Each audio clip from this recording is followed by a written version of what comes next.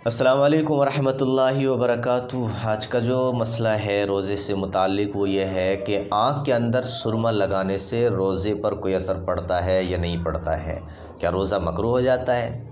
क्या रोज़े के सवाब में कमी हो जाती है या रोज़ा ख़राब हो जाता है या हमें बाद में रखना होगा? तो ये सारे के सारे सवालात आज आपके क्लियर हो जाएंगे। आँख के अंदर कुछ भी आप लगाएं, सुरमा लगाएं, दवाई डालें, इससे कुछ पहले भी वीडियोस में मैं बता चुका हूँ।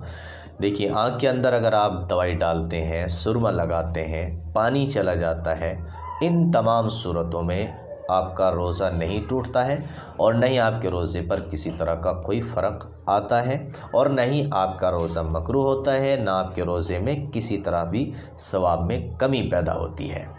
तो आँख का मसला और है, कान का मसला और है। कान में दवाई डालने से रोज़ा बहरहाल आपका ख़त्म हो जाता है, ख़राब हो जाता है अगर दिमाग तक दवाई पहुंच जाती है, और कान में दवाई डालने से आम तौर से दिमाग तक दवाई पहुंच जाती है। तो नाक है और कान है, रोज़े की हालत में आप इनमें तो दवाई वग़ैरह या कोई ऐसी चीज़ नहीं डाल सकते हैं। हाँ, आँख के अंदर आप कुछ भी डालें, दवाई भी डाल सकते हैं, सुरमा भी लगा सकते हैं, पानी चला जाए तो उससे भी आपके रोज़े पर कोई फ़र्क नहीं पड़ता है किसी भी तरीके से।